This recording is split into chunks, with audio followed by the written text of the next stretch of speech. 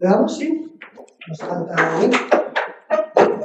Pues nada, muchas gracias a todos por venir aquí a este seminario de teoría de sistemas, que es un seminario que surge a raíz de un artículo de Emilio Santiago Muñiz, en el cual venía Palin y decía textualmente algo así como hay que acabar con el autoritarismo el totalitarismo de la teoría de sistemas, lo cual a mí me sorprendió porque fanático de la teoría de sistemas, pero a raíz de ahí empezamos a debatirlo y bueno, pues surge este seminario.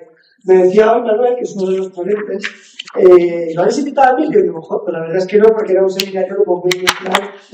Tenía sentido que tenemos aquí a discutir si la teoría de sistemas es totalitaria o no es totalitaria. Tampoco entiendo muy bien por dónde iba Emilio, lo hemos ido hablando, a lo mejor, pero igual en la comida podemos ver algunas hipótesis, pero en cualquier caso, la idea hoy era hacer un seminario súper básico de teoría de sistemas y lo primero que hay que hacer es agradecer tanto a Celia como a Víctor, porque son los que se lo han currado un montón, los que han tenido la idea, los que han ido dándole formas, que muchas gracias ambas que habéis sido muy eficaces a la hora de proponerlo. Vamos a estar 4 personas, me toca a mí la parte inicial, pero luego va Manuel, aparte de director del CSIC, profesor de la Autónoma del Departamento de Ecología, pues, sabe mucho de teoría de sistemas, y nos va a contar un poco un juego que hicieron precisamente los medios, ¿no? Los autores de este libro famoso de pensar en sistemas, también de los límites del crecimiento, un poco para ver cómo aplicar esa interfaz entre la política y el sistema Tierra, cómo se llama Fishback, se os va a contar esa parte. Luego nos contará Belén, que está de camino, pues Belén es una maravilla tenerla aquí, porque es catedrática de físicas y precisamente estudia un sistema lo más complejo que es el sistema climático, pero además cómo se aplica a temas sociales como son la pesca, y por último Claudio pues nos contará la aplicación de teoría de sistemas a regímenes equivalentes, que me decían que no un régimen equivalal, porque yo vengo también de ecología. Hasta hace un mes, ahora creo que sé lo que es, pero bueno. Así que esas somos las 4 personas que vamos a estar de ponentes, porque la idea es que sea un seminario, pues que tengamos mucho para debatir y ver cómo se puede aplicar, ¿no? Dicho esto, ya está aquí Belén justo, también es perfecta porque acaba de visitar.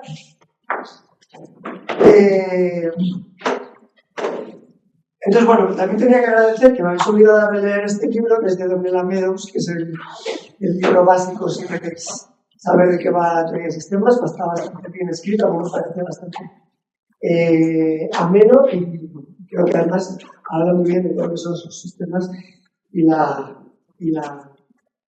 aplicación. Yo, generalmente, la idea así del pensamiento sistémico es oponernos un poco como al pensamiento mecánico, ¿no? Como una máquina, ¿no? Para abordar la complejidad. Yo creo que es algo que viene integrado dentro de todos nosotros, de que somos niños y niñas, ¿no? Lo que pasa es que luego hay un punto en el cual saltamos ese pensamiento más lineal. Y que tenemos ese pensamiento complejo es que todo el mundo sabe, por ejemplo, que si te duele la cabeza no te puedes tomar 200 paracetamoles, porque hay un momento en que no tiene sentido tomarte más, sino al revés, que te haces daño. O que si quieres estar en forma no te vale con una tarde, si quieres por la tarde estar musculado no te vale con hacer 100 flexiones por la mañana. Tienes hacer un proceso, ¿no? Porque son procesos complejos y esa idea todo el mundo la asumimos y es parte de ese pensamiento complejo. Sin embargo, luego aplicado muchas veces al mundo de la política, pues en el libro viene el ejemplo de los fertilizantes. Pues parece que se nos olvida. Y de repente, aquí, cuanto más fertilizante, muchas veces mejor. Y no hay ese límite a los fertilizantes y no se entiende que hay veces en que no tiene sentido echar más, sino que es perjudicial. Primero porque te faltan otros elementos que también son necesarios, que puede ser el agua, y otras veces porque directamente estás contaminando y solo porque te cansas. Lo digo porque tampoco es algo muy diferente, o sea, muy difícil entender eso. Las 3 ideas, o sea, ¿no? Básicamente un sistema complejo está compuesto, o sea, un sistema está compuesto por 3 cosas, ¿no? Que habría que tener. Uno son los elementos del sistema, ¿vale? Otros son las relaciones del sistema, y lo último es el objetivo del sistema, ¿no? El objetivo que tiene este sistema. Entonces, a partir de ahí, casi todo lo que podemos entender es un sistema. Un cuerpo humano es un sistema, una clase es un sistema, la universidad es un sistema, un árbol es un sistema, el capitalismo es un sistema que lo podemos aplicar a todo. ¿Por qué? Porque es útil. No es porque sea la verdad ni es porque es lo totalitario y lógico, sino porque es verdad que el abordarlo como un sistema pues da una cierta utilidad, ¿no? El entender todo, que todo tiene unos elementos, unas relaciones entre esos elementos y luego un objetivo. Ese objetivo muchas veces no es explícito, es implícito, pero bueno, si vemos un cuerpo humano, pues su objetivo es sobrevivir. Si vemos un ecosistema, pues su objetivo también es el ir multiplicando la vida. Es lo que tiene el objetivo de una clase, pues a lo mejor no está tan claro el objetivo, pero si lo pensamos, pues sí, es el aprender colectivamente, eso debería ser el objetivo, ¿no?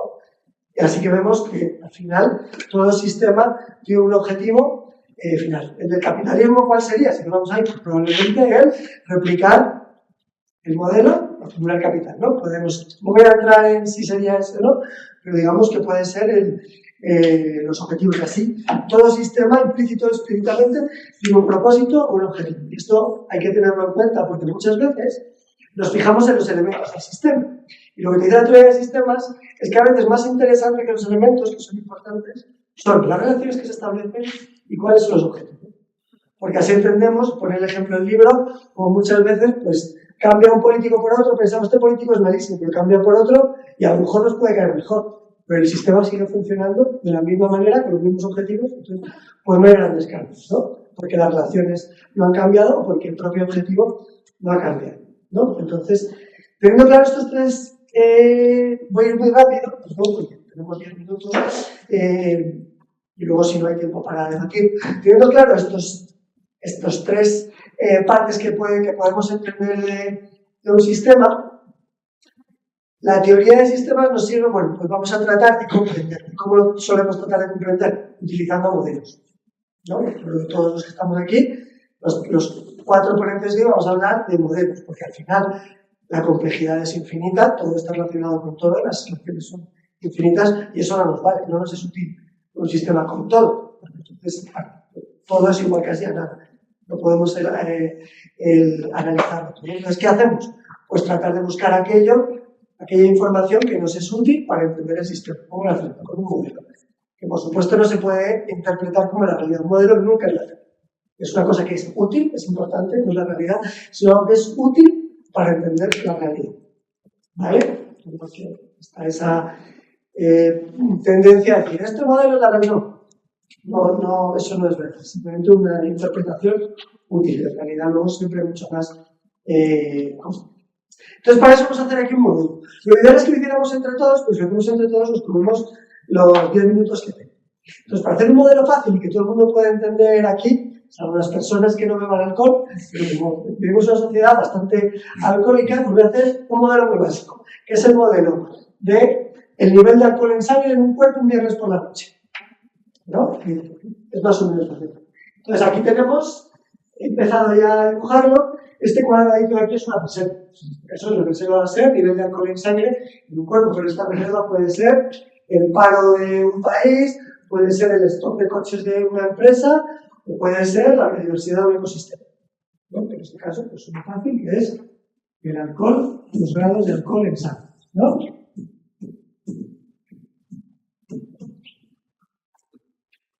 Tenemos una entrada, que en este caso sería pues, la cerveza que bebemos, y una salida, que sería pues, el alcohol que vamos consumiendo y excretando, ¿no? Entonces, una reserva siempre tiene al menos una entrada y una salida, que son estas flechitas de aquí. Y aquí vemos que hay una regulación de esa entrada y de esa salida, ¿no? Hacer un pequeño tomo, pues, ahora veremos cómo se toma. Y aquí la salida, pues, cómo voy metabolizando ese alcohol. Luego tenemos otra parte importante que son los bucles de retroalimentación, ¿vale? Para ver cómo va a funcionar esta reserva. Entonces, por ejemplo, un bucle de retroalimentación son mis ganas de pasarme bien y de beber. ¿No? Un bucle de retroalimentación se llama positivo o reforzado. Porque además, cuanto más bebo al principio, cuanto más bebo, más eufórico estoy, ¿no? Y voy pidiendo más. ¿Vale? ¿Es el único bucle? No. Hay otros bucles que en vez de ser reforzadores son compensadores. Y es que cuanto más bebo, mi cuerpo se va desestabilizando cada vez un poco más, me cuesta más pedir alcohol, ¿no? En este caso sería un bucle compensador en vez de reforzador, porque según pasando el tiempo, por un lado hay más ganas, pero por otro lado también tengo más dificultad para seguir pidiendo. Estos bucles están mediados por un montón de cosas, ¿no? Por ejemplo, por el dinero que tengo. ¿No? Pues, si ganas de beber alcohol y tengo mucho dinero, pues todavía estoy más afuera. Si no tengo dinero, pues a lo mejor por mucha euforia que tenga, a lo mejor se me baja la euforia y no puedo pedir. Porque otras cosas pueden estar mediadas. Por ejemplo, si madrugo, no madrugo. Por eso me he puesto un viernes, suponiendo que el sábado no madrugar, ¿no? Entonces, la hora de despertar es simplemente. Es otra cosa que regularía este bucle. Estos bucles me regulan la entrada de alcohol al sistema. ¿No? Si me encuentro con más colea, probablemente, ¡pum! Vamos por ejemplo. ¿Qué bucles me regulan la salida? En este caso, pues sería mi metabolismo, ¿no? Yo, según voy bebiendo, voy consumiendo ese alcohol, lo voy excretando, ¿no? Es el metabolismo del cuerpo. Entonces, esto me regularía la salida, porque una reserva no es solo que entra, sino también que sale. Donde la veo lo ponen con una bañera, no tiene que sale, aunque luego en sus vídeos también habla de cervezas. ¿Qué influye en este bucle? Pues un montón de cosas también. Por ejemplo, el agua que tengo. El bucle, si me muero, ¿no? Si me pongo a bailar, pues probablemente consuma el alcohol más rápido. Entonces, con todos estos bucles, este es un modelo muy sencillo de que nivel de alcohol en sangre voy a tener yo un viernes, ¿no? Y esto nos sirve para ver varias propiedades de los sistemas, ¿no? El primero es que el sistema en sí mismo es mucho más que la suma de las partes, ¿no? En general, si yo pongo un vaso de cerveza y un riñón, pues no funciona. Pero hay un riñón, un vaso de cerveza y un corazón y una sangre, no funciona. ¿Cómo funciona? Funciona en la medida de que tiene unas relaciones entre sí, ¿no? Entonces, esto es importante, hay unas propiedades, se llaman propiedades emergentes del sistema. Un sistema siempre es más que sus partes solas. Entonces, algo básico, todo el mundo, incluso para lo más mecanicista, todo el mundo sabe que un coche es más que un embrague, un volante, pues cosas eléctricas. Tienen que estar colocadas de una cierta manera, tiene que haber una cierta energía que lo haga funcionar de esa manera, porque si no, no pueden cumplir el objetivo, ¿no? La estructura es necesaria para cumplir el objetivo.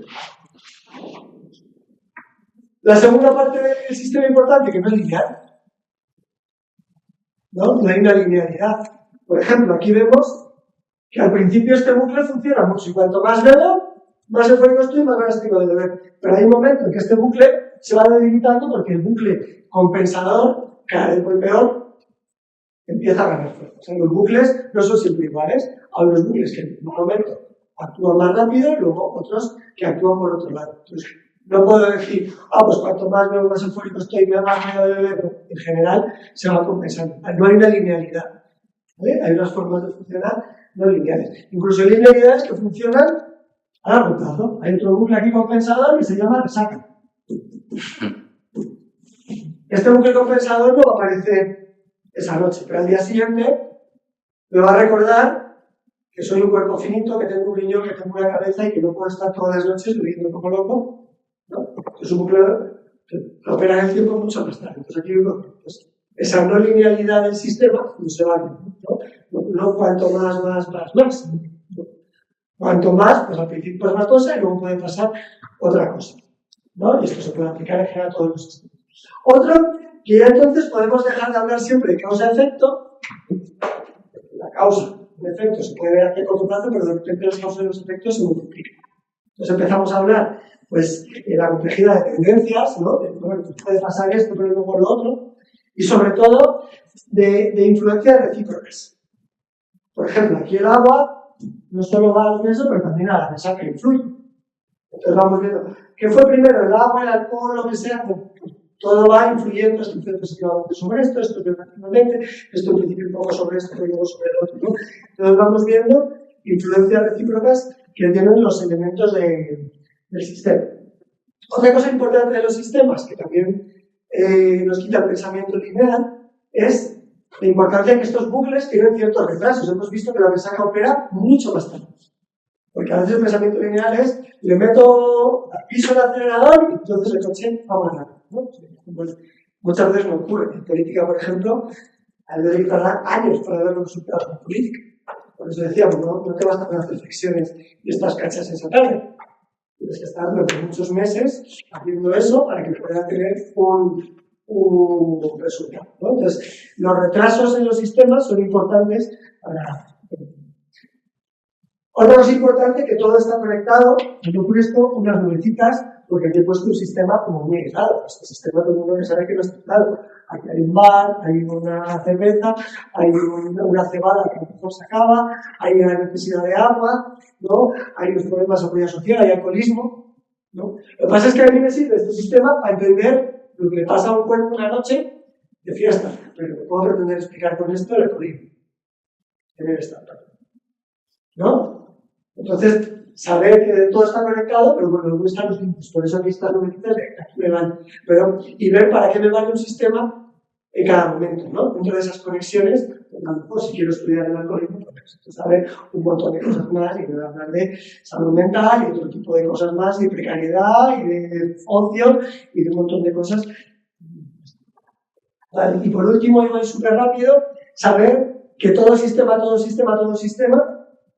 está limitado. No hay ningún sistema que no esté limitado. Va a pegar por un lado el límite, no puede crecer ilimitado. Aquí va a ser un cáncer de riñón en el último caso si lo limito, o un tipo de muerte por otro lado, ¿no? Pero todo sistema siempre, si crece infinitamente, colapsa. ¿Vale? Eso es una cosa importante. Y hasta aquí mi explicación de los sistemas con un modelo súper básico, pero luego nos van a seguir, bueno, que sirve para que el resto de ponentes sigan hablando. Espero que no os hayáis entendido bien cómo funciona un sistema y sobre todo salir ese pensamiento lineal para ver el pensamiento complejo. Realmente eso tiene un montón de implicaciones.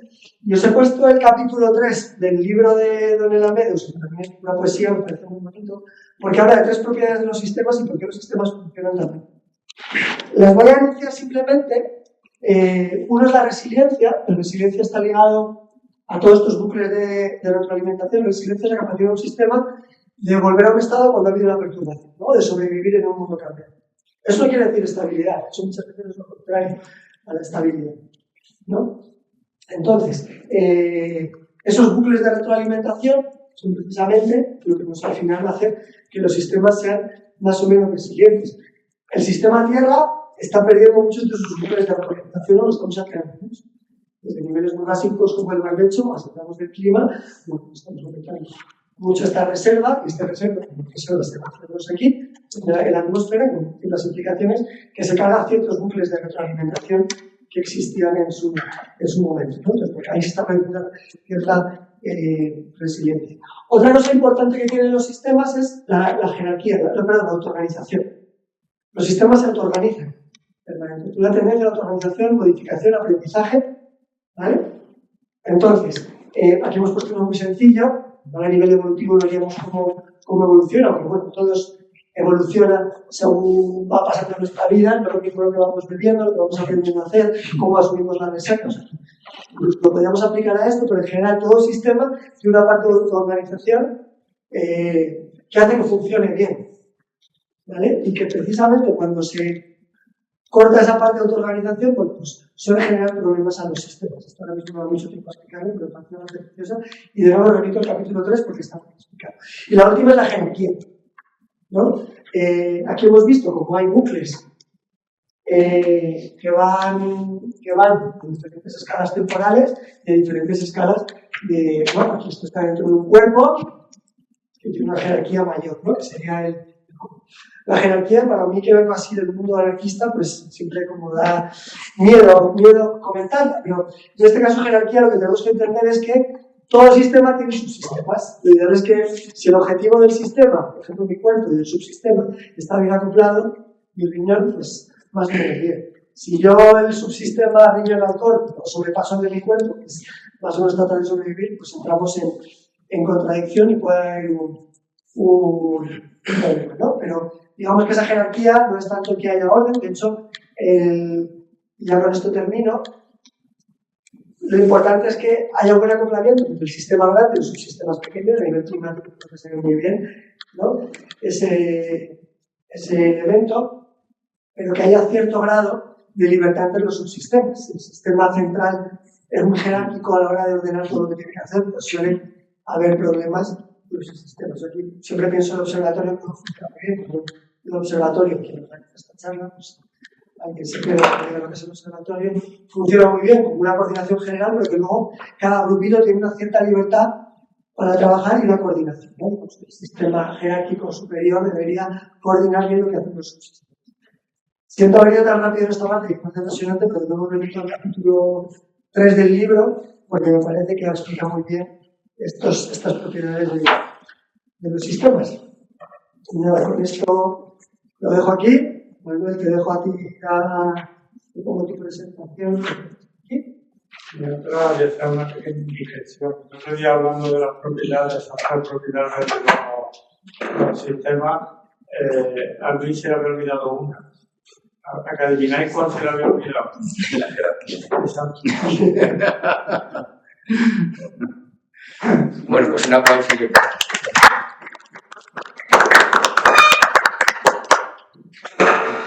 Voy a ir también bastante rápido, telegrafía, si alguien está interesado, podemos empezar.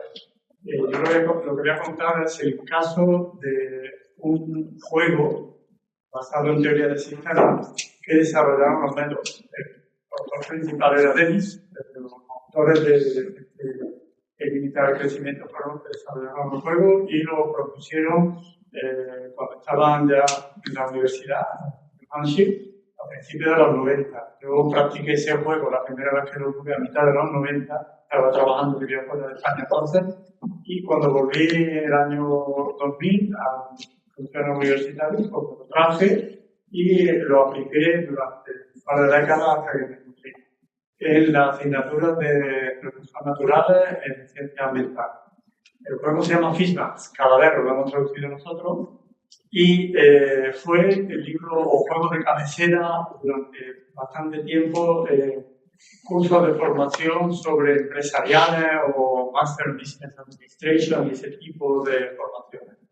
El juego es bastante simple, pero se basa en estos modelos de sistema y se trata de un juego de simulación de producción de un calavero.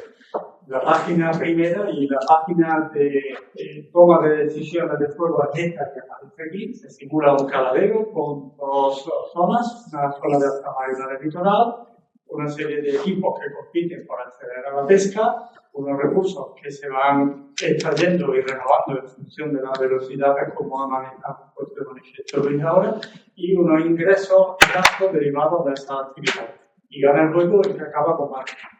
Entonces, pasa a la segunda, por favor. Tiene como tres núcleos centrales el programa. Uno es económico, es el más desarrollado de todos ellos. El segundo es tecnológico, bastante simple. Y el tercero es un nivel ecológico, podríamos llamarlo biológico, donde la dinámica de poblaciones están siendo explotadas. Este que representa aquí es el económico, pasa al siguiente, el tecnológico. Lo desarrolla de un modo bastante simple, centrado en la efectividad de la pesca de los barcos. Y el tercero, y esto muy rápido pasa, el tercero es el biológico, que lo centra en un modelo de tipo Airbus o logístico. Es el modelo base que ellos contemplan como dinámica, como centro de la dinámica de poblaciones de estas dos zonas, tanto del litoral como del Atlántico. Pasa a continuación. Cuando nosotros pusimos en práctica el juego, pues nos dimos cuenta, yo el primer año llegué tenía su ser. Y nos dimos cuenta de que el modelo abocaba irremediablemente a un agotamiento de recursos y un empobrecimiento de los usuarios. Era muy difícil no conseguir salirse de ese esquema tal y como estaba planteado en el modelo. Entonces decidimos, bueno, ahí analizo una de las series de limitaciones, pero nosotros nos centramos en construir un juego sobre ese modelo alternativo que limitase o quitase algunas de estas limitaciones que tiene, levantase algunas de estas limitaciones que tiene el modelo. Yo me voy a centrar en el tema de los precios. El juego, el modelo tenía unos precios constantes, el mercado no funcionaba, oferta, demanda, precio o coste de explotación, etcétera, no funcionaba bien. No tenía ninguna institución que coordinase ni que informase del estado de recursos que se estaba explotando. Y en tercer lugar, el modelo de dinámica de poblaciones que utilizaba era un modelo que no era el más usual y el más aplicable a las poblaciones que nosotros explotamos como ritmo. Entonces, paso a continuación. Falta energía para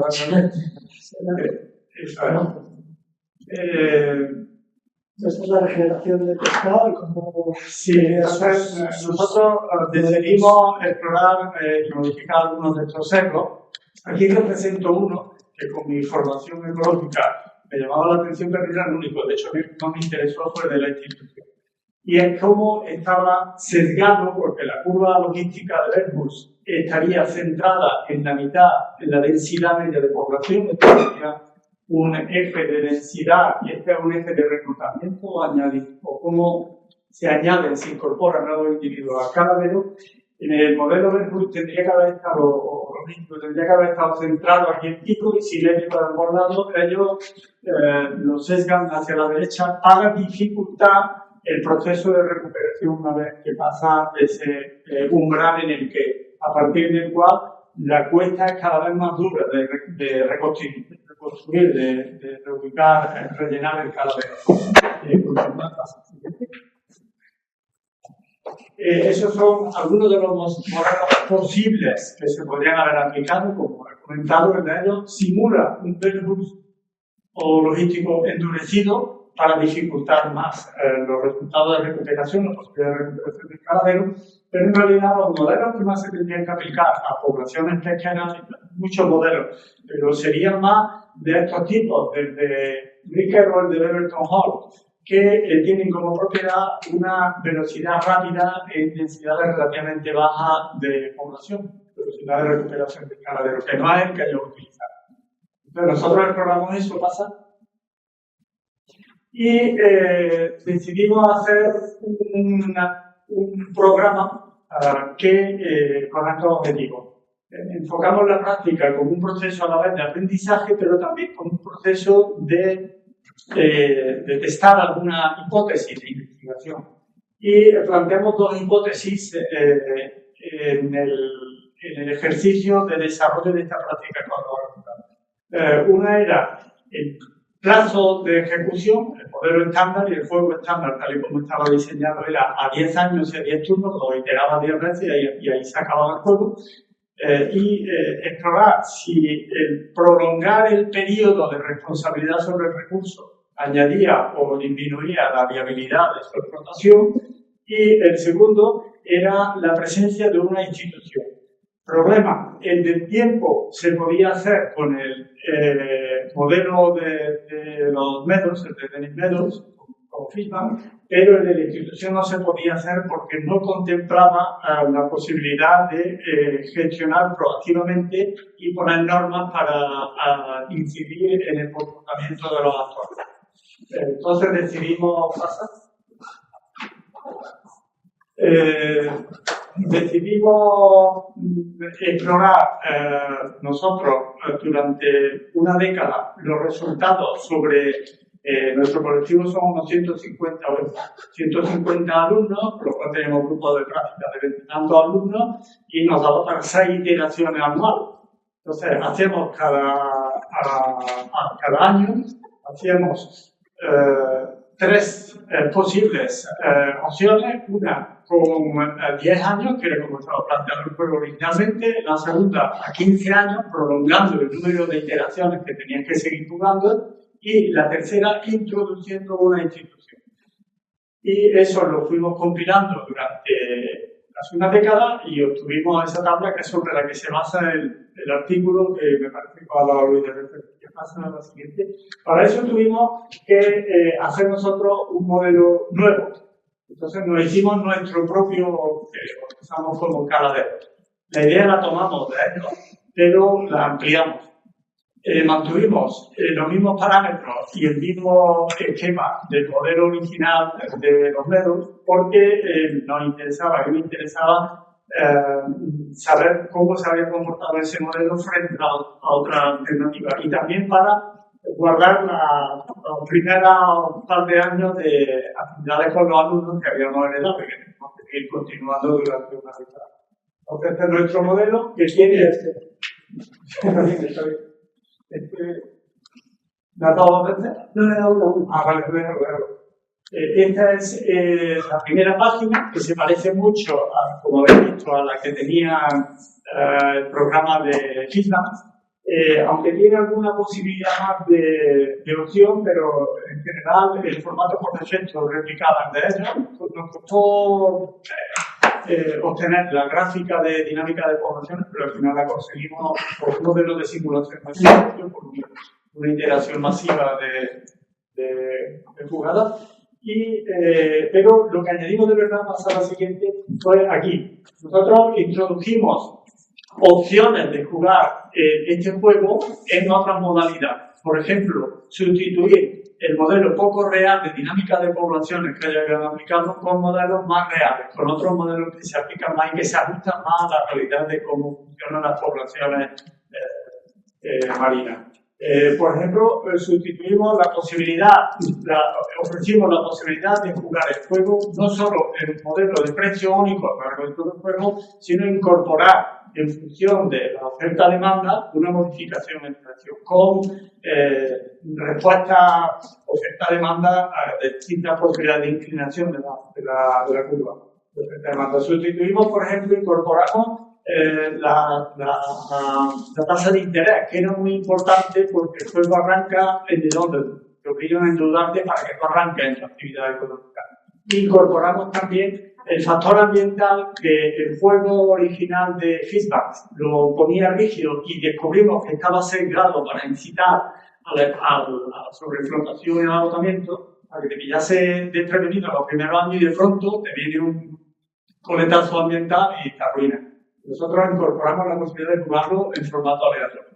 Todas estas posibilidades las da el juego que nosotros desarrollamos. Pasa a la siguiente. Este es el artículo, claro. Este era el artículo que ya lo habéis visto pasar, ya sabéis de qué va. Esto es... Ah, ya, sí, estos son los resultados. Estos son, ¿qué es lo que nosotros, cuando nosotros iteramos en un año no podemos tener muchas conclusiones, pero a lo largo de 10 años y más de 50 veces que hemos jugado, te da pie a obtener suficiente información como para ver cómo testamos las hipótesis originales de nuestro diseño pedagógico. Es decir, cómo funciona, recuerdo, el largo frente al corto plazo y el papel de la institución. Por ejemplo, nosotros basado en eso, pudimos comprobar, primero, para mí fundamental, que la institución era, sin llegar a resolverlo del todo, pero era un problema que reducía mucho el riesgo de agotamiento. Para nosotros, eso se ve tanto, bueno, aquí se ve, no me detengo mucho, creo que lo veis. La curva esa de aquí es la media de los resultados de cómo quedaba al final del juego el caladero, tanto en alta mar, dame la siguiente, como en litoral, en el caso en el que jugásemos con institución frente a cuando jugamos con el corto o el largo plazo. Veíamos que el corto y el largo plazo no influían en el modelo. Por cierto, todo prácticamente, el número de barcos donde se estabilizaba el tamaño de la flota agregada era muy parecido en los tres, de modo que no era debido al tamaño de la flota, sino era debido al funcionamiento de la propia institución. Ese es el otro, ¿no? El del litoral. Pasa a la siguiente. Pudimos comprobar cómo efectivamente generaba mayor riqueza agregada en el caso de jugar con una institución. La institución era autoorganizada, se organizaban en lo mismo y tenían las normas y las aplicaban, los criterios de control, las penalizaciones, los incentivos, etc. Y vimos que efectivamente el resultado económico era superior. ¿Sabes? pudimos también comprobar que la desigualdad era menor. La institución era un factor de reparto más equitativo entre los grupos. Y lo que también pudimos comprobar es que hay costes de transacción. El crear una institución te añadía tiempo a la toma de decisiones, que tenían que reunirse el equipo y decidir si aplicaban una tema flota, dónde la ponían, tenían que reunirse en cada turno, en cada mano, hasta que se finalizaba el juego. Pudimos comprobar que efectivamente ese coste, de hecho, añadía como hora y media a la práctica al grupo que le tocaba jugar con la institución. Y ya terminando,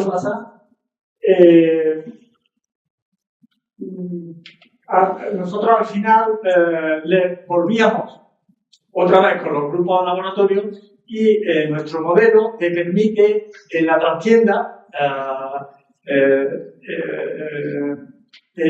cuando cierra el juego te da todos los resultados de todas las modalidades, de toda la combinación de modalidades que podrías haber hecho y podrías comparar. De modo que tú has jugado en un formato estándar, pero puedes ir y decir qué habría ocurrido si con las decisiones que yo he tomado jugando en este formato estándar hubiese utilizado tal tipo de modelo de dinámica de poblaciones, tal situación de precios variables, tal tasa de interés. Básicamente nos centrábamos en precios y en dinámica de poblaciones.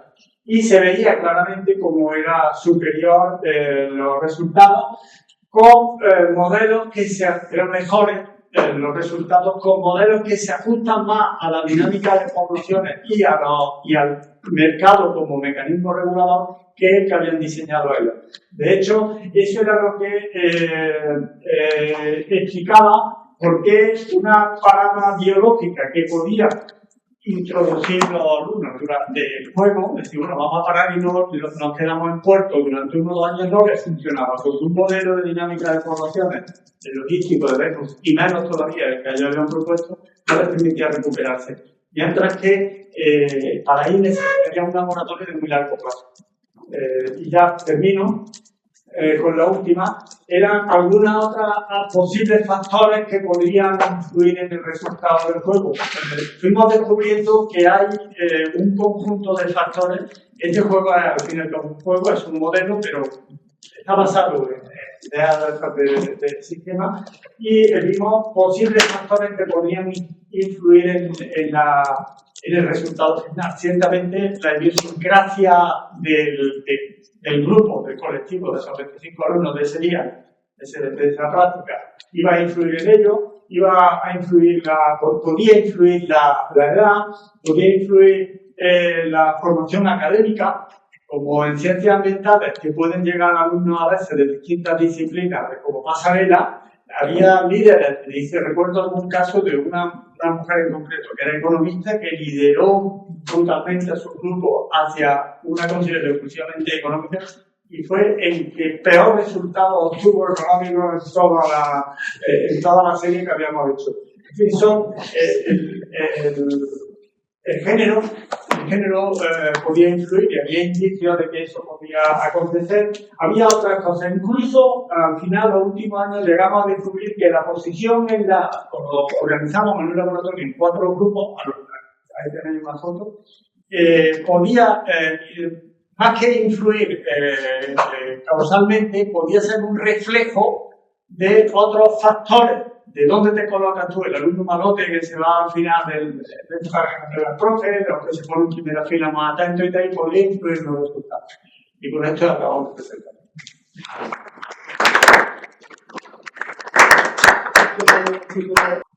A ver, yo voy a ir pasando rápidamente las parejas porque al final lo que tenía en mente a lo que evoluciona en mi cabeza ahora va a cambiar un poco por adaptarme a lo que habéis comentado, porque por ejemplo es súper interesante.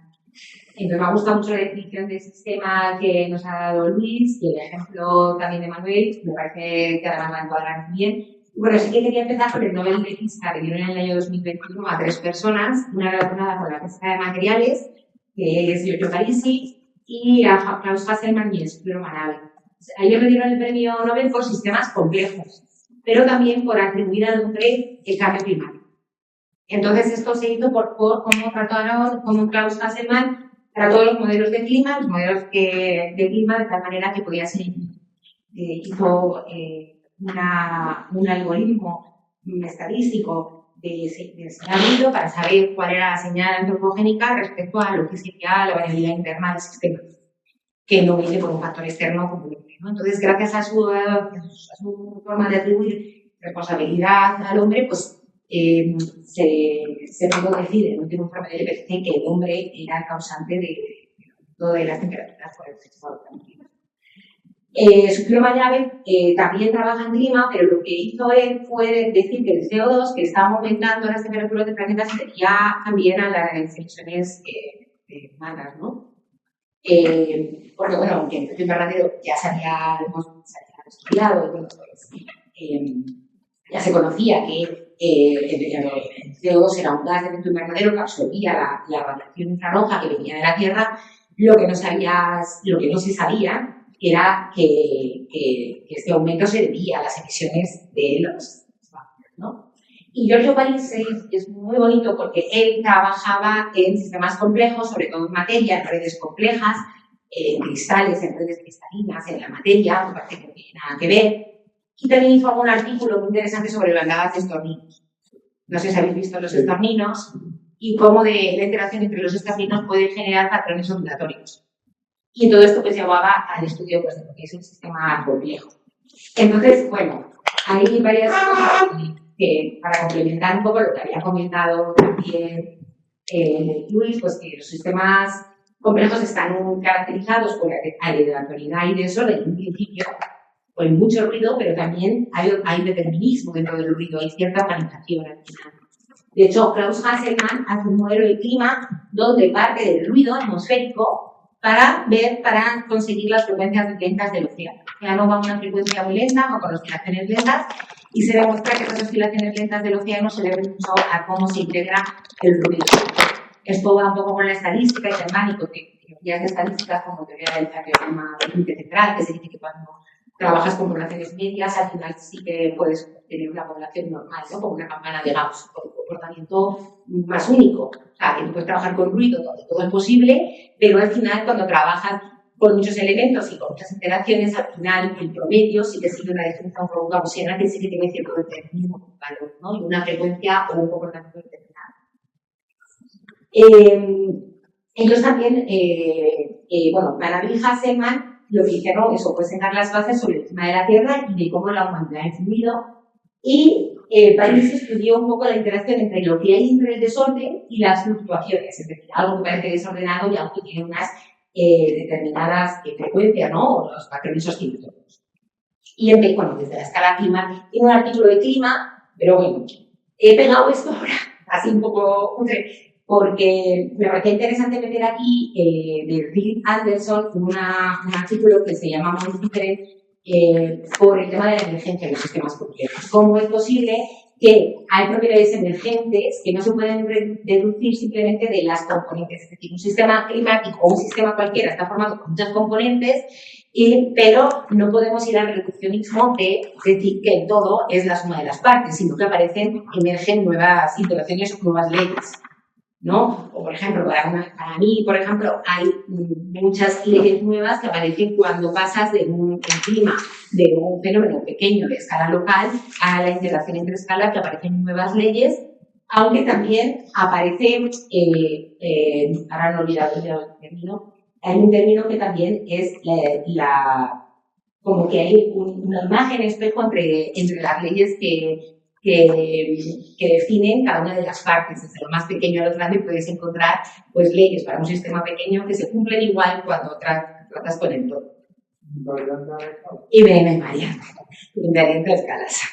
El invariante escalas. O sea, que hay ciertas normas que se cumplen. O sea, en la atmósfera lo vemos claramente que hay ciertas leyes físicas que lo puedes ver para una tormenta que pasa en Madrid en un trocito pequeño y la zona de convergencia intertropical, que es todo el sistema tormentoso a gran escala formado por miles de tormentas, pero que las leyes fundamentales al final son las mismas, ¿no? Y esa invariante a gran escala es muy interesante para poder estudiar a partir de todo también cierta fractalidad, podríamos decir, ¿no? Yo no soy experta en sistemas, así que cualquier cosa que me corrijáis me parece estupendo y me siento mal, ¿eh?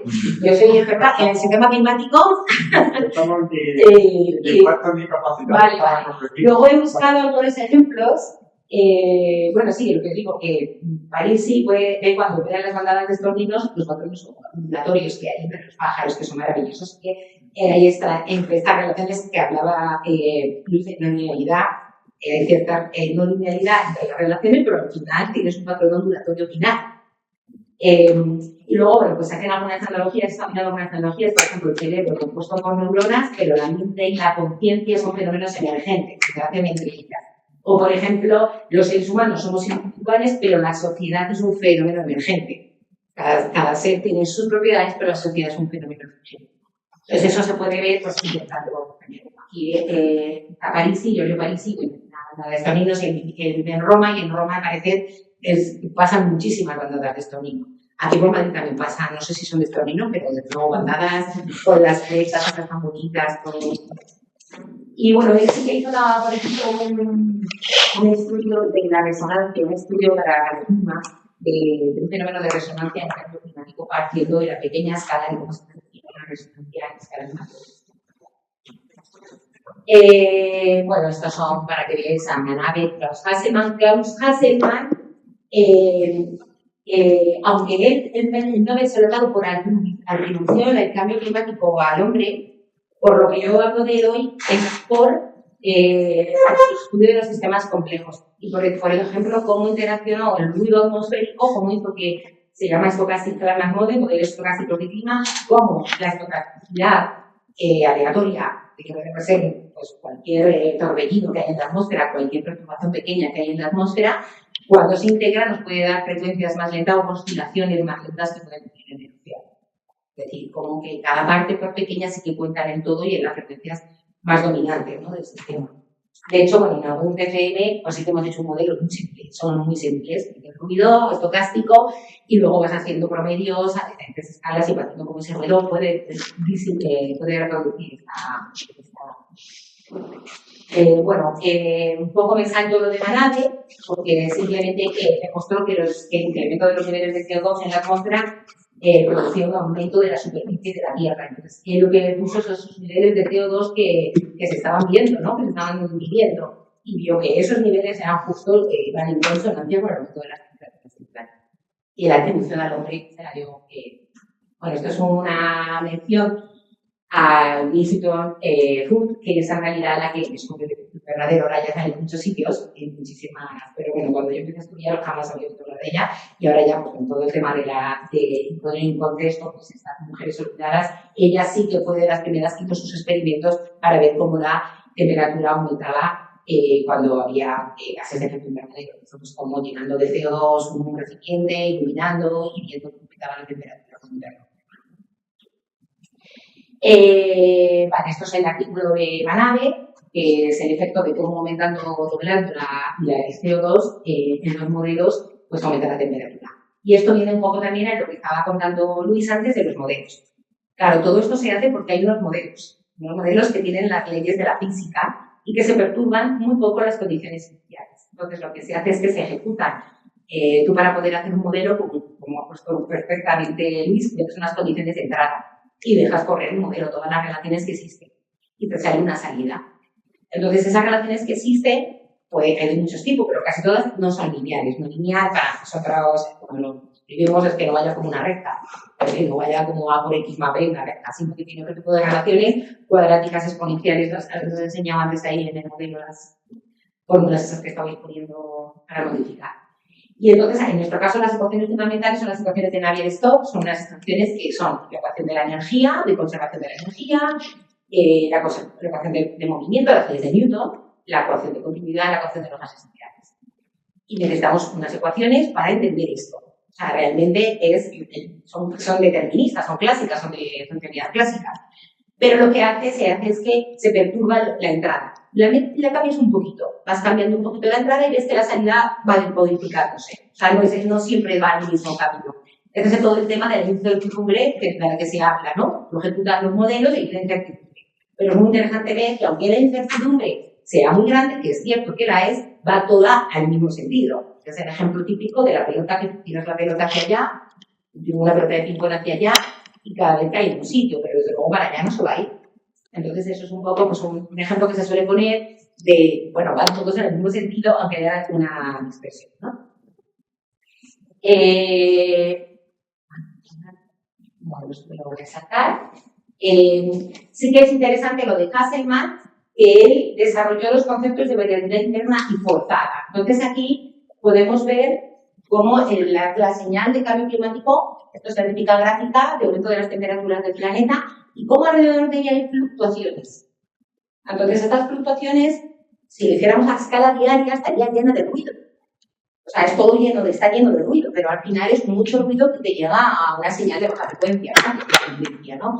Y pues él, partiendo del ruido, consigue las bajas frecuencias, consigue esas, en el caso de que no haya un forzamiento como es el de los efectos invernadero, pero sí puede construir otras frecuencias, por ejemplo, las que tiene el océano, que son que tienden a integrarlas. Uy, ¿qué me pasa? ¿Está bloqueado? Vale. Entonces, bueno, el sistema climático para nosotros es un sistema de 5 componentes, que son la atmósfera, la biosfera, la hidrosfera, la criosfera y la litosfera. Y con todas las interacciones que hay entre todas las componentes. Cuando aterrizamos esto en clima, pues tenemos un modelo de atmósfera, un modelo de océano, un modelo de vegetación. Tenemos una serie de modelos que cada uno de ellos, y ahora en la actualidad también hay modelos más complicados. No es un modelo de vegetación, podemos tener modelos de biosfera, podemos tener modelos de peces. Ahora mismo, por ejemplo, ahora vamos a enseñar un caso en el que podemos acoplar un sistema más modelos. Luego, entre estas interacciones, entre todas, hay lo que ha contado Luis de las realimentaciones. Hay realimentaciones positivas que incrementan la fluctuación inicial o realimentaciones negativas, ¿no? Que damos igual. Aquí os voy a poneros algún ejemplo, tengo un montón, pero, por ejemplo, el albedo, ¿sabéis lo que es el albedo? Una cubierta de hielo, ¿no? A medida que el hielo y la nieve se derriten, pues entonces, como ya no hay, el hielo lo que hace es que produce reflexión de la radiación solar entrante, entonces como un espejo. Ahí llega el sol y se refleja. Entonces ya no se calienta la superficie. Por eso hay ese equilibrio, desequilibrio radiativo entre el calor y los polos. Si no hay hielo, lo que hace es que el agua absorbe calor. Y entonces la Tierra va a empezar a absorber más calor en lugar de reflejar. Y esto intensifica el calentamiento y provoca que se derrita aún más hielo. Entonces, la tontería de tener un modelo de tierra, un modelo climático que tenga bien reproducida la cubierta de hielo es fundamental. De hecho, hay simulaciones donde se pone la cubierta de hielo como una mancha blanca y una mancha blanca con agujeritos. En cuanto pones algún agujerito que está pasando, que hay ruptura de la placa de hielo, está entrando más radiación solar, se está absorbiendo más y va a derretir. De hecho, bueno, en mi departamento hay un grupo buenísimo a nivel internacional que está haciendo toda la movilización de tanto del Ártico como del Antártico. Y como ven, claro, ese océano caliente pues va derritiendo por debajo, teniendo un modelo de hielo. Y claro, esa diferencia que hay en que puede aumentar las realimentaciones. Luego también tenemos realimentaciones negativas, por ejemplo, las nubes. Si aumenta la temperatura, puede aumentar la evaporación, lo que produce más nubes. Entonces, lo que hacen las nubes es que muchas veces reflejan la radiación solar o no entra toda, con lo cual enfría. Entonces, muchas veces hay realimentaciones negativas como la realimentación de las nubes. Las nubes también pueden tener realimentaciones positivas, ¿vale? Depende de dónde estén, no es la misma las del extratrópico que las del trópico, hay muchísimas. O sea, hay el albedo de la vegetación, un calentamiento que aumente el crecimiento de la vegetación, puede aumentar la absorción de dióxido de carbono, ¿no? Porque si hay más vegetación, hay más calentamiento, aumenta la absorción y esto reduce el efecto invernadero, ¿no? El efecto invernadero. Y no es una alimentación negativa. Pero bueno, luego, bueno, hay muchos, por ejemplo, lo que hablábamos en el artículo, esto lo tengo por ahí, lo he puesto esta no sé si la he puesto, la del artículo. Aumento, esta es una realimentación positiva, la que acabamos en el artículo del salto cuando me preguntaste, que es que a medida que la atmósfera se calienta, retiene más vapor de agua, ¿no? y dado que el vapor de agua es efecto de gas de efecto invernadero, mientras más el calentamiento. Es un tema muy interesante porque el vapor de agua es gas de efecto invernadero. Es que no tiene el mismo tipo de resistencia en la atmósfera, pero es un gas de efecto invernadero. Si como calienta, cuanto más se evapore, más vapor de agua. Entonces hay un tema que se llama que es la ecuación de Clausius-Clapeyron, es una ecuación que dice que cuanto más vapor de agua, más calienta. Entonces la atmósfera es capaz de retener más vapor de agua.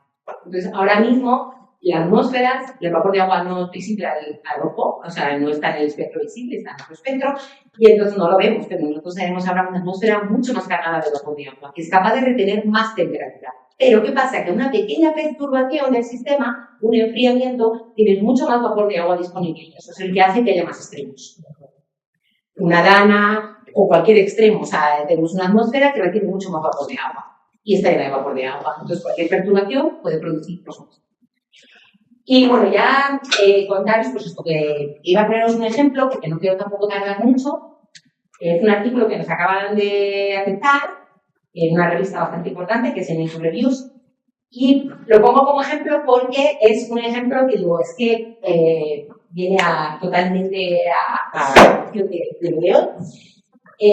Nosotros hemos estado en un proyecto europeo que se llamaba Triatlas, que intentaba ver cómo podemos predecir ecosistemas marinos y también pesquerías en un escenario de cambio climático. O sea, y entonces en este proyecto pues estaba desde la gente que trabajaba en física, había ecólogos, había biólogos, biólogas, había mucha gente de oceanografía, biología, incluso de políticas. Entonces, se trabajaba en los ecosistemas marinos del Atlántico Sur, de toda la parte del Atlántico Sur, porque es una región que nos estudia tanto. Muchísimo trabajo hecho sobre los ecosistemas marinos. Supongo que también por justicia epistemica no hay trabajos del hemisferio sur, porque no hay casi datos. Y entonces lo que nos pidieron en el proyecto, nuestra labor era intentar, yo estaba en un paquete de trabajo que era integrador. Pues integra todo lo que se ha sacado aquí en un artículo, que ha sido, la verdad, muchos años de trabajo muy difícil de unir, ¿no? Entonces teníamos datos, nosotros lo que trabajábamos era cómo podemos, con las fluctuaciones que hay del clima, predecir lo que va a pasar un tiempo después. Entonces, la herramienta para predecir normalmente de una estación a otra es el océano. El océano tiene mucha inercia térmica, es capaz de aguantar mucho tiempo con una temperatura y luego la libera en forma de calor y en la atmósfera se producen perturbaciones. Esas perturbaciones pueden viajar en forma de ondas y llegar a lugares remotos, afectar a los vientos. Los vientos son el movimiento del océano, o sea, el movimiento que das al océano. Ese movimiento del océano lo que hace es cambiar las corrientes y también lo que hace es facilitar el que los nutrientes que están en el fondo del océano puedan aflorar. Entonces, al aflorar los nutrientes, más la luz del sol, se produce la fotosíntesis, se emerge el fitoplancton y de ahí ya toda la cadena trófica hasta los peces. El sistema es muy complejo porque el encargo era partir de las temperaturas del mar, de lo que tenemos de observaciones y ver en todos los modelos que existen si había una señal del Niño del Pacífico, que es un modo de variabilidad que además en cambio climático va a ser cada vez más frecuente y más intenso, si el calentamiento del Océano Pacífico era capaz de influir en el Atlántico y en su pesca. ¿Y cómo cambiaría eso? Entonces hemos usado modelos de atmósfera, modelos de océano, modelos de biogeoquímica para ver todos los nutrientes y todos los procesos químicos de los nutrientes, y luego ya hemos pasado a modelos de pesca. Bueno, hemos pasado a modelos que son modelos de dinámica de población. Lo que pasa es que hay dos tipos. Hemos trabajado con modelos individuales de una especie, por ejemplo la sardinela ahorita, que es una sardina que se toma mucho en la zona de Sahel, es una sardina muy típica porque además se seca mucho el pescado ahí y se hace harina de pescado, aparte de que se seca para el interior, ¿no? Y es muy frecuente. Luego, por ejemplo, hemos trabajado, por ahí te enseño, entonces, bueno, esto simplemente es la primera figura en la que vemos todas las relaciones que existen entre la atmósfera y el océano. Esto son a veces la atmósfera y el océano, cuando se calienta el océano, se producen movimientos ascendentes en la atmósfera, estos movimientos ascendentes perturban en el hemisferio sur y en el norte los patrones de tiempo, estos son ondas atmosféricas y ondas oceánicas, y esos a su vez localmente afectan a regiones muy remotas. Entonces, lo que vemos es cómo podemos, esto son relaciones, simplemente son relaciones entre cuando ya llegas al Atlántico, cómo esa perturbación que viene del Pacífico puede influir a las lluvias en el Amazonas, a la lluvia en La Plata, a los vientos en el Atlántico ecuatorial o a la descarga del río Congo. Todo esto lo hemos hecho con observaciones, pues tomando datos de todos los aforos de todos los ríos de África, o sea, los principales Congo, Amazonas, Orinoco, toda la cuenca de La Plata, bueno, sumando toda la cantidad de agua y viendo si hay relaciones con pues, perturbaciones que hay en los océanos, ¿no? Y después, bueno, todas estas regiones son regiones importantes para los ecosistemas marinos. Es que se fue un poco rápido. Por ejemplo, la descarga del río de Amazonas, la descarga del río lleva muchísimos nutrientes, silicatos sobre todo de que arrastra. Y eso es súper importante, los nutrientes más la luz para la función fotosintética y que empiece a haber clorofila. Y a partir de ahí, pues ya tienes toda la pesca. Y en la zona del Amazonas, por ejemplo, la pesca de la gamba es súper importante. En la plata, todo tipo de especies.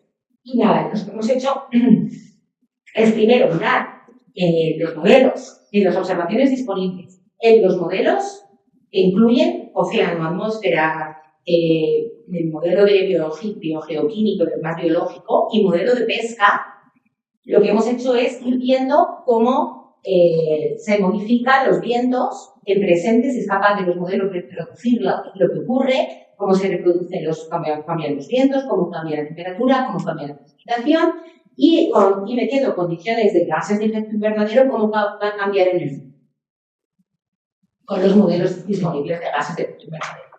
Y lo que vemos es un cambio pues, en todos los nutrientes, las figuras estos son temperatura, el viento y precipitación sobre tierra, la temperatura sobre los sombreados, los vientos. Normalmente lo que ocurre es que cuando hay un fenómeno del Niño, pues empieza a haber mucho afloramiento en el Ecuador y las regiones a ambos lados de los continentes se limitan. No hay tanta pesca, en colores aquí veis los nutrientes, como consecuencia de esto hay menos nutrientes y en los colores, aparte de los nutrientes, tengo la producción primaria que podría ser la clorofila. Hay menos función sintética, más en el Ecuador y podemos ver cómo esto se traslada en el futuro. Y al final, pues a los peces. Y nada, ya os dejo. Simplemente deciros que hemos hecho un trabajo que vamos con toda la cadena y luego con las observaciones también hemos trabajado con datos de caladeros. De todos los hay una plataforma que te dice las capturas de todos los caladeros del mundo y hemos demostrado esta característica. Es bueno, que es un sistema pues, que es muy complejo y que se puede estudiar, pues eso, como habéis dicho vosotros, también se puede formular, intentar modelizar. Y a mí, perdonad, es que me he emocionado y he hablado un montón. Un poco más.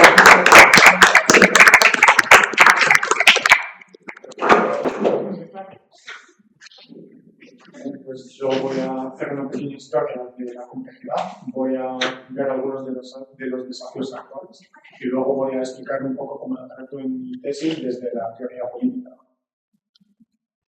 La complejidad, para comprenderla desde lo que estamos viendo hoy desde el sistema Tierra y desde la crisis ecosocial, pues se podría hacer dos puntos de inicio bastante relevantes. Uno de ellos etimológico, donde la complejidad, pero desde la palabra latina, complexus, significa lo que está tejido en común y hace referencia a aquel tejido que mantiene unidas o separadas las cosas.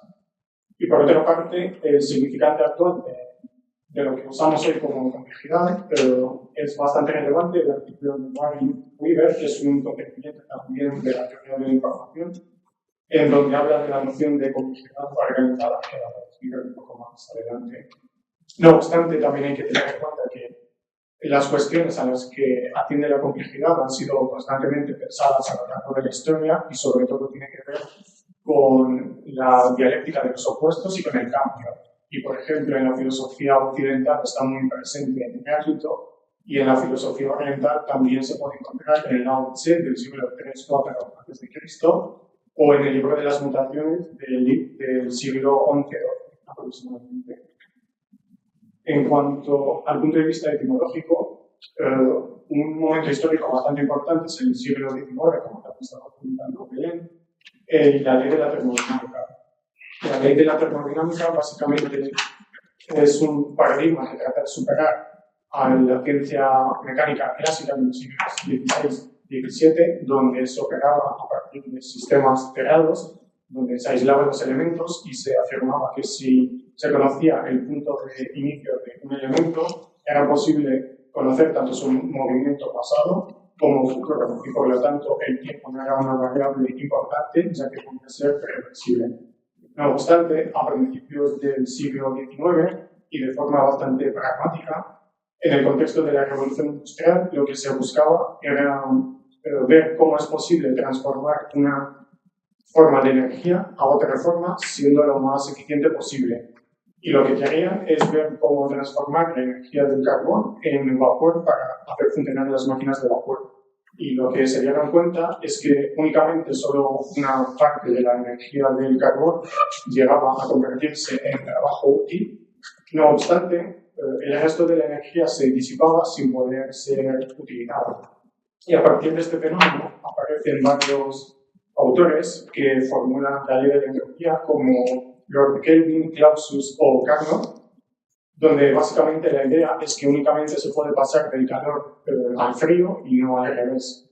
Y la consecuencia de esto es que lo que se tiene con toda esta energía disipada es a una probabilidad mayor, en donde la reorganización es muy poco probable. Y en este contexto también empieza a surgir la idea de negentropía, que es justamente la idea de sistema como aquello que mantiene unido el orden y el desorden. Y junto a la ley de la termodinámica, como he dicho, otro momento importante sería el artículo de Weber del año 48, en donde lo que hace en este artículo que se llama Ciencia y Complejidad es ver un poco cómo la ciencia a lo largo de la historia se iba enfrentando a los problemas. En primer lugar, habla de los problemas simples, que son los problemas de la física clásica, que se resuelven relativamente de forma sencilla a través de fórmulas matemáticas. Luego, en el siglo XIX aparece la complejidad desorganizada, que como he dicho es en el contexto de la ley de la termodinámica, en donde se ve que a nivel microscópico hay muchísimas variables que están desordenadas entre sí, y lo que se hace es estudiarlas desde un punto de vista macroscópico a través de la estadística y de la probabilidad de que los fenómenos sucedan. No obstante, Weber dice que todavía, y este es el reto del siglo XX en adelante, hay un campo en medio que no es ni el de los problemas simples ni el de los problemas donde hay muchas variables desorganizadas, y aquí aparece la idea de complejidad organizada justamente como ese campo medio donde hay algunas cosas que se pueden controlar y otras que no, pero la idea sí que hay cierto control, como también ha mencionado Luis. Y la propuesta de Weber es que respecto a esta situación lo que hay que hacer es que aparezcan nuevas metodologías, porque no es un problema tanto de que aparezcan nuevos fenómenos, sino estudiar los fenómenos de manera distinta. Y también habría que mencionar que en estas últimas décadas del siglo XIX y la primera mitad del siglo XX también sería bastante relevante para la complejidad el desarrollo de la física cuántica y desde la matemática algunos teoremas como el de los subconjuntos de Cantor o el teorema de Gödel, donde afirma que en todo sistema cerrado hay verdades que no pueden ser demostradas desde los propios sistemas, sino que se requiere la transmisión de información y de energía desde otros sistemas, lo que da lugar a los sistemas abiertos. Y en la segunda mitad del siglo XX, principalmente la complejidad se ha desarrollado desde tres líneas. Hay que mencionar también que estas tres líneas están constantemente influenciándose unas a otras, ya que, por ejemplo, Shannon, desde la teoría de la información, y Wiener, desde la cibernética, en los años 40 y 50 están constantemente explicitando cómo el uno ha influenciado al otro. La cibernética surge en el contexto de la Segunda Guerra Mundial y Robert Wiener estaba trabajando en ver cómo en mejorar la artillería antiaérea, porque veía que los aviones enemigos se estaban constantemente moviendo y las máquinas que había en el momento, ni tampoco la mano humana, no era muy precisa y se necesitaba un modelo matemático que analizase a partir de la información cómo se están moviendo los aviones enemigos y anticiparse. Y esta es la idea de retroalimentación de feedback, que es a través de la información monitorear constantemente y adaptarse. La teoría general de sistemas ya la ha explicado Luis muy bien y únicamente cabría mencionar que en el contexto en el que se sitúa es que antiguamente el universo se explicaba de manera teleológica, luego en la época moderna se pasó a explicar de manera mecanicista y a partir del siglo XX lo explicamos de manera sistémica, que lo que quiere decir que es relacional y hay que atender a las partes interconectadas de los sistemas. Y por último, la teoría de la información surge también en el año 48 con Claude Shannon, aunque hubo algunos trabajos del año 29, pero principalmente su aporte es el más importante. Y lo que le interesaba a Shannon es ver cómo la información se puede medir cuantitativamente a través de señales físicas. Y lo que afirma es que el mensaje menos probable es el que más información transmite, justamente porque es una forma de negentropía que se opone a esa entropía positiva que he mencionado y por lo tanto permite la reorganización o la reestructuración de los sistemas. Y en la teoría de la información también hubo mucho desarrollo posterior, sobre todo en los años 60-70 con Forster y también en el grupo de Palo Alto, en donde uno de los principales autores es Bateson, donde la idea principal es que la comunicación es el elemento central de los sistemas en torno al cual se estructura, y el grupo de Palo Alto fue bastante relevante para ámbitos como la psicología, la ciencia política y otras áreas. Y ahora sería interesante ver un poco cuál sería la diferencia entre la teoría de sistemas y los sistemas complejos, y si se ve, porque esto lo está haciendo básicamente desde la epistemología y el pensamiento complejo de Edgar Morin. La principal diferencia es que la complejidad se enfoca mucho más en las situaciones de caos, de desorden, de contingencia, de incertidumbre, mientras que la teoría de sistemas trata más bien de estudiar la relación entre las distintas partes. Y en esto, los sistemas complejos se centran mucho en lo que se llaman los wicked problems, los problemas malévolos, que se caracterizan justamente por el hecho de que más información no da lugar a que se ayude a solucionar el problema.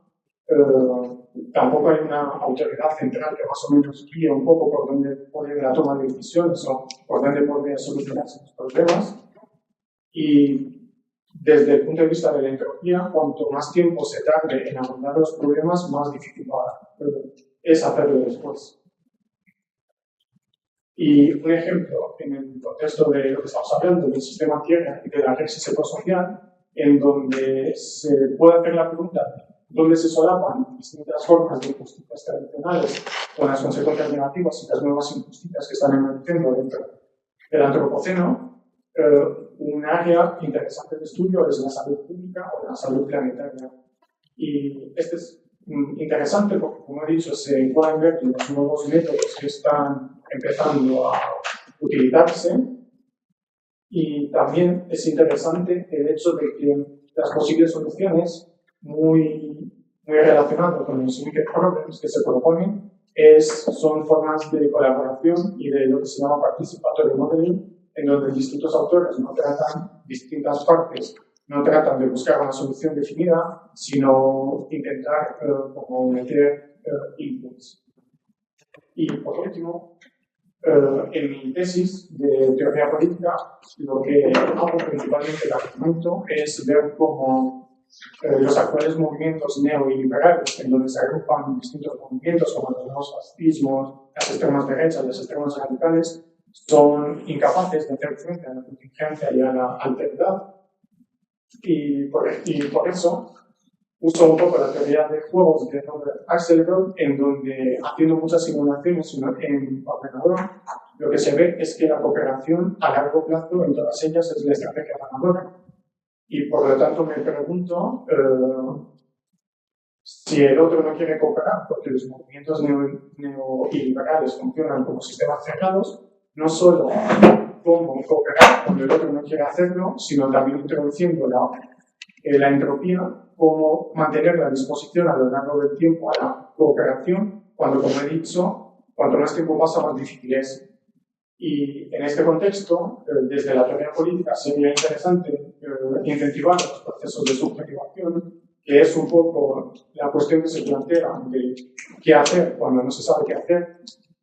Y en el contexto también actual de la crisis social, algunas posibles direcciones para fomentar los procesos de subjetivación son la promoción de valores que tienen que ver con la apertura a un futuro, como la imaginación, la esperanza o la especulación. Y por otra parte, en tanto que los movimientos neoliberales están muy afectados por las políticas públicas neoliberales de los años 70 en adelante, sería interesante ver cómo la educación financiera puede ofrecer alguna solución, ya que la financiarización es principalmente la parte que más primacía tiene dentro de los sistemas económicos.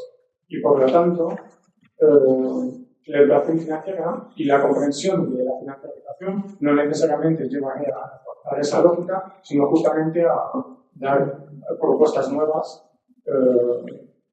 que posibiliten reorganizar un poco los sistemas económicos. Y por eso todo.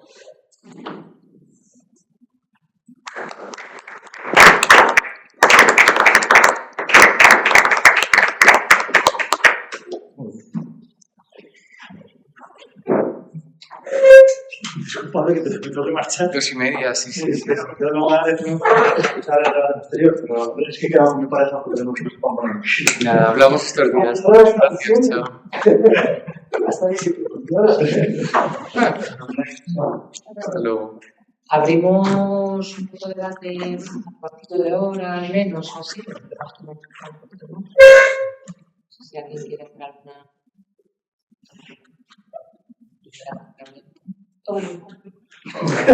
Estoy aquí.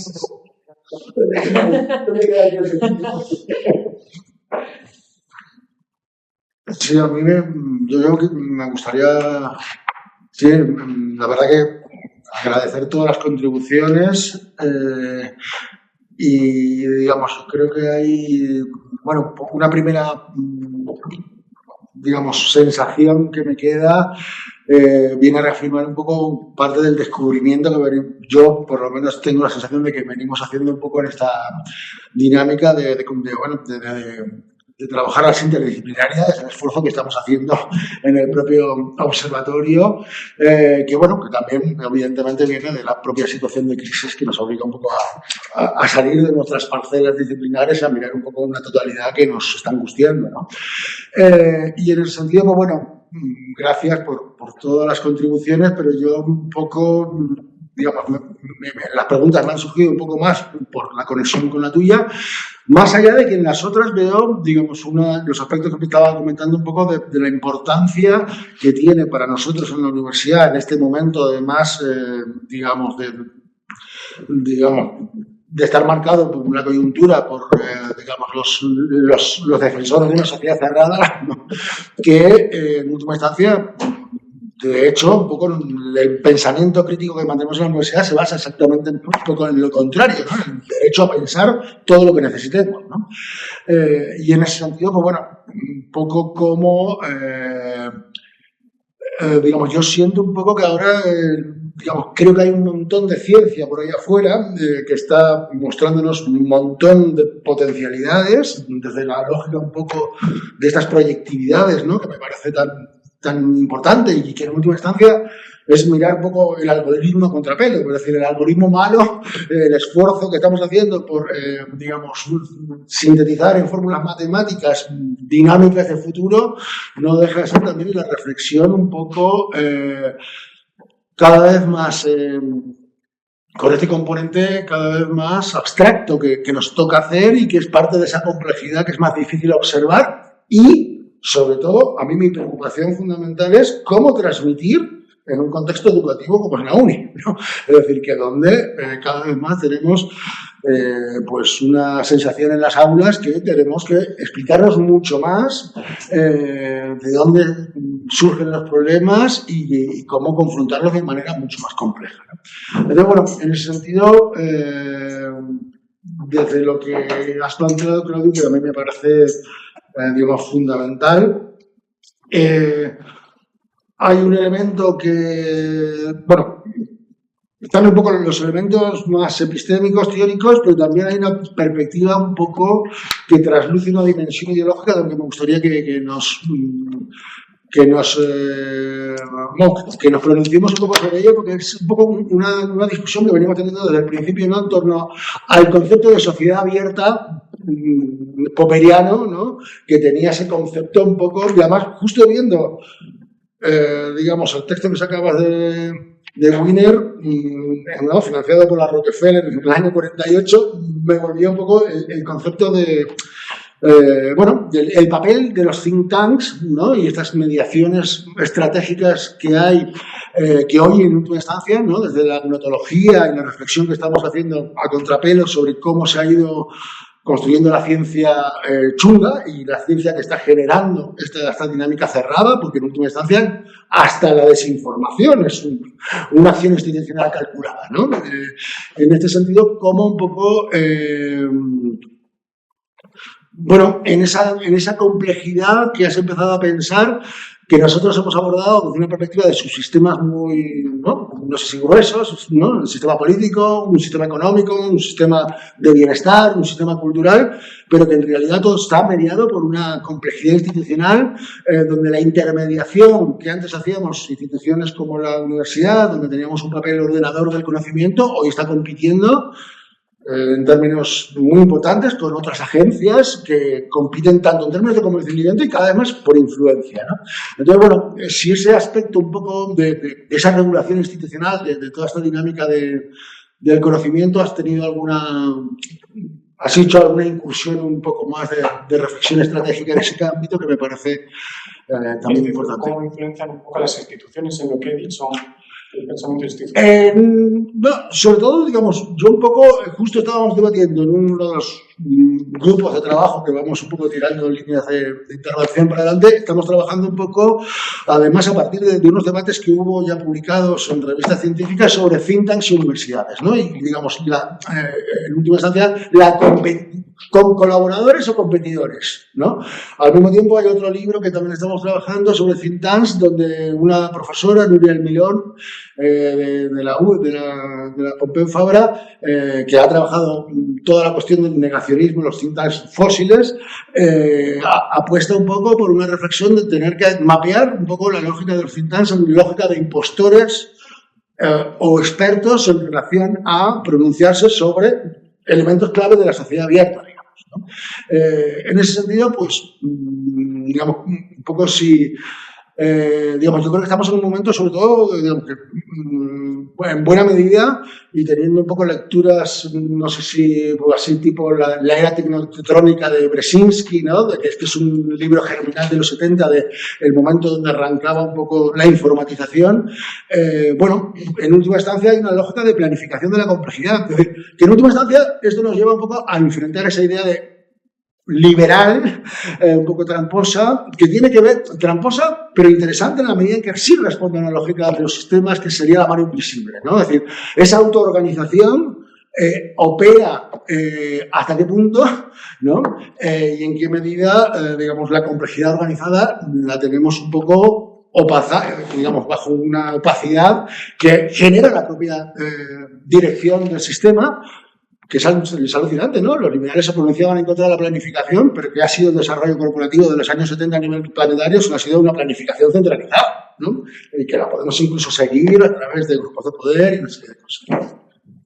Pues yo creo que más si lo que hago en la tesis no es tanto centrarme en tanto las estructuras, porque lo que digo es que el contexto actual es uno bastante liberalizado, con todos los actuales movimientos de libertarismo, y básicamente lo que planteo es más un giro hacia los valores y la ética, por una parte tanto el pensamiento complejo de Edgar Morin y por otra parte tanto por lo que dice Bruno Latour, sobre todo en los últimos libros. Y lo que más me interesa en este sentido es la creación de comunidades, no teniendo tanto en cuenta las instituciones y este tipo de cosas. Claro, el problema es eso, de en qué momento al final ello no deviene ya parte del sistema, está como pensado. En principio, claro, la subjetivación teóricamente va en ese sentido de justamente lo que decía Foucault y el libro que hace, el curso que hace Deleuze sobre Foucault unos años después de su muerte, básicamente lo que dice es que más allá del saber y del poder está la subjetivación y que por definición la subjetivación tiene por función la reversión de los mecanismos de poder. Y por ahí va un poco, o sea, la primacía de los valores y de los valores éticos y de la creación de comunidades. No tanto el pensamiento institucional.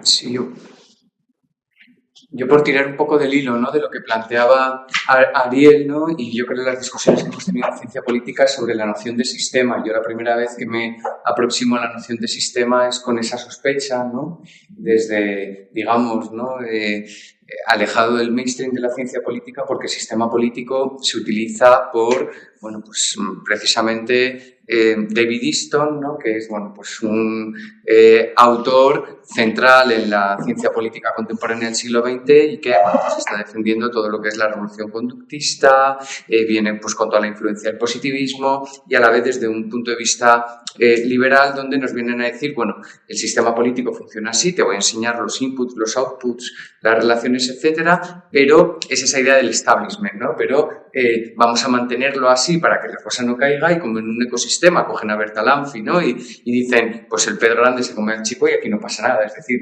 no hay, ¿no?, bueno, pues una reflexión sobre las propias injusticias, porque el sistema funciona y entonces esa mano invisible del mercado, bueno, pues se lleva también a la mano invisible de las distintas injusticias, libertades, falta de regulación, etcétera.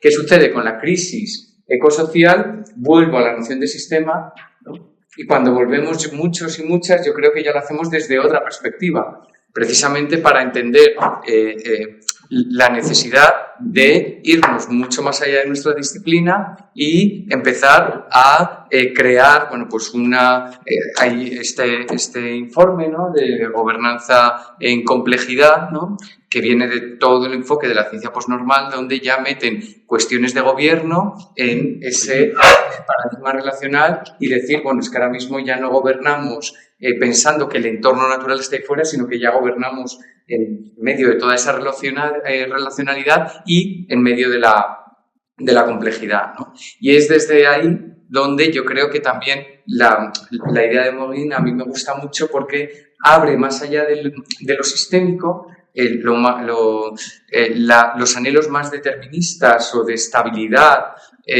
o incluso de resiliencia de los sistemas para reconocer la incertidumbre, ¿no? Y ahí, bueno, pues estos de gobernanza en complejidad nos dicen cómo podemos afrontar los sistemas complejos desde una actitud asertiva, que es, vamos a buscar todas esas relaciones no lineales, todo lo que buscáis en los bancos de peces, en los modelos que nos han enseñado Belén, ¿no?, en toda esa explicación inicial que nos daba Luis, para tratar de predecir, para tratar de determinar, para tratar de montar escenarios y decir la pelotita va a ir hacia allá, ¿no? Pero a la vez, como decía Belén, no solo está la actitud asertiva, sino que está la adaptación, el reconocimiento de la incertidumbre, de que van a venir los extremos, de que no sabemos exactamente, sabemos que la pelotita va hacia allá, pero no sabemos dónde va a botar, ¿no? Entonces, ahí es donde nosotros lo recuperamos en las ciencias sociales, yo creo, y vamos también conectando con viejas tradiciones clásicas. La gran derrotada en la modernidad, yo suelo decir que es una de las tradiciones, que es la retórica clásica y humanista, por ejemplo, que hacía, bueno, pues mucho hincapié en esa adaptación, ese reconocimiento de la contingencia, humildad y falta de omnipotencia de lo que viene. Y ahí, ¿no?, yo creo que lo de Claudio, a mí cuando me lo ha mostrado previamente, ¿no?, me gusta mucho también como esa tesis que él tiene, ¿no?, es que desde lo iliberal está habiendo un cierre hacia la contingencia del futuro, pero también hacia la alteridad, porque los otros y las otras te traen novedades, ¿no? Es algo que, bueno, que también desde la retórica se había trabajado. Entonces, bueno, yo creo que no sé si en vuestras modelizaciones todo esto que desde la ciencia política y ciencias sociales nos sirven tanto de apertura de los sistemas, no solo desde lo asertivo, sino también lo adaptativo a la complejidad, a la incertidumbre, etcétera. Bueno, me imagino que está ahí porque yo lo he visto un poco en lo que habéis contado, ¿no?, sobre todo al final con Belén, ¿no? Pero sí tiene sentido. A mí me cuesta el tema de la movilidad, para mí es importante poder encontrar un marco, y me ha gustado mucho lo que has presentado al final, porque sí me parece que existen modelos que llegan a una prevención de que la cooperación es importante. Entonces, a mí me parecería que se podría aprender mucho haciendo analogías de cómo se trabaja en las ciencias del clima o en las ciencias de psicología, y seguir hablando de eso. Me da mucho que ya se ha hecho, ¿no? Pero a lo mejor revisitar eso para ver hacia dónde, o sea, desde alguna formulación. A mí eso no se me ocurre siempre la formulación de que van a un matemático y a lo determinista como un estudiante de grado de incertidumbre, porque me parece que teorizar al final puede llevar a que haya más escepticismo, pero a lo mejor me equivoco, pero quiero decir, por ejemplo, me llama muchísima atención, te dio una pregunta sobre el modelo que has explicado de cómo, que viene a cuento, pero porque digo, ¿cómo se puede poner esto en un marco aquí las notas, que tú hablabas de que había una autoorganización, y cuando estaba la autoorganización, entonces lo que pasaba es que el riesgo de agotamiento no era la bajada de la población de los ganaderos no era tan brusca cuando había autoorganización, cuando se ponían unas normas, ¿no? O se trabajaba en comunidad, ¿no? Algo así, ¿no? Entonces mi pregunta era ¿de qué manera se mete eso, se introduce eso? O sea, se puede poner para poder, porque eso me llevaría a pensar cómo lo podríamos utilizar en el campo de un sistema político, o sea.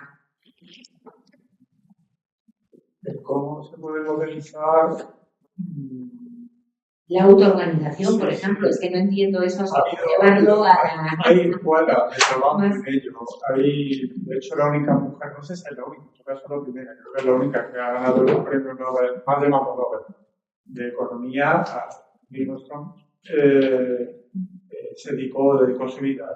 Yo la conocí a ella personalmente y he estado en su laboratorio de investigación y se dedicó mucho al análisis de los efectos, sobre todo del tema de entendiendo por institución una organización colectiva, no sí. La palabra coloquial institución como el Estado, sí. O lo que es oficial, una capacidad de organización, y se dedicó mucho a ello.